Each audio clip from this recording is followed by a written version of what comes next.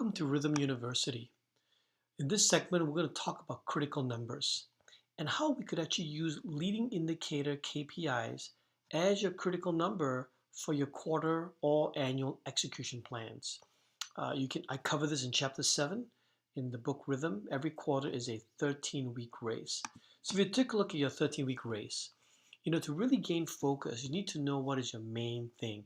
There are so many opportunities that you can choose from.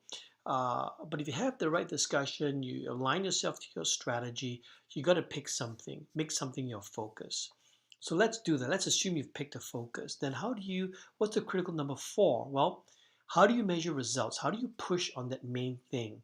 And then ask yourself, what leading indicator KPI can drive these results and make that a special focus? So really, a critical number is nothing more than a KPI with special focus for that specific time frame. So for a specific time frame, say a quarter or a year, you use the KPI to drive your main thing, your theme. And if you don't have a leading indicator, you can use a result indicator as well. That works great. I prefer leading indicators whenever I can. If you haven't used leading indicators yet, that's okay. Check out the video on developing leading indicator KPIs to drive business results to learn about leading indicators.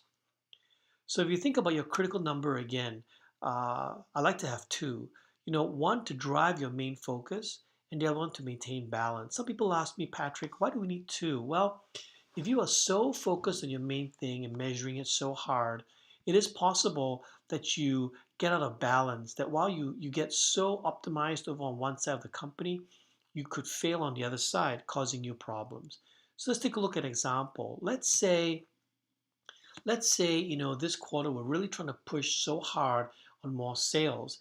And our leading indicator for sales is to get more customer demos. So let's say we're pushing really hard and we tell everyone, hey, our main focus this quarter is to get sales up, and the leading indicator is number of customer demos. So we'll make that our critical number. That's our special KPI for the quarter. Okay, so I'll ask you the question of, well, what would your second KPI be? What would you balance it with, right? And so you can ask questions like, well, what can go wrong that we need to focus on as well? And sometimes I've noticed, if one side is a process, the other side might be a people-oriented, relationship-oriented KPI. So let's say number of customer demos, right? That is really sales-oriented and that process-oriented.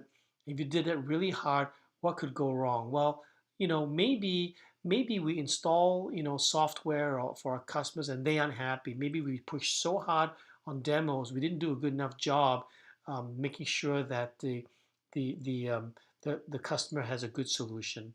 And so we'll know that if we do a net promoter score survey right after the installation.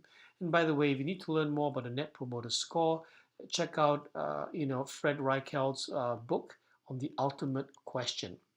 And so in this example, I would have a critical number 1 for customer demos and critical number 2, balancing it with looking at the customer relationship, right? So critical number 1 is about process, it's about sales, customer demos.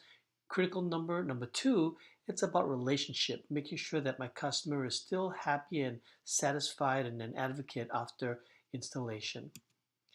And so what we did in this segment is looked at critical numbers. And we looked at how to use leading indicator KPIs as your critical number for your quarter or your annual execution plans.